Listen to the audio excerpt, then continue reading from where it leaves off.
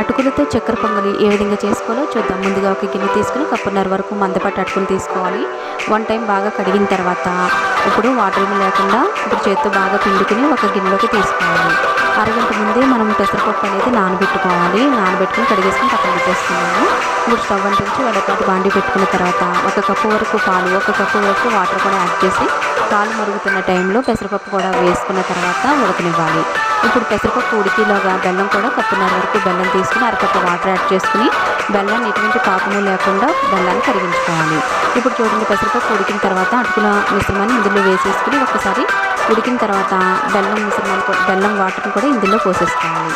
ఇలా పోసేసుకుని ఇలా కలుపుకున్న తర్వాత ఇందులో 1 టేబుల్ స్పూన్ వరకు యాలకుల పొడి, 2 టేబుల్ స్పూన్ వరకు నెయ్యి యాడ్ చేసుకున్న తర్వాత డ్రై ఫ్రూట్స్ కూడా యాడ్ చేసుకుని అంతా కలిసే విధంగా కలుపుకుని దగ్గరికి వచ్చేంత వరకు ఉడికిన తర్వాత ఇప్పుడు ఈ విధంగా వచ్చింది. దీని టేస్ట్ అయితే మాత్రం చాలా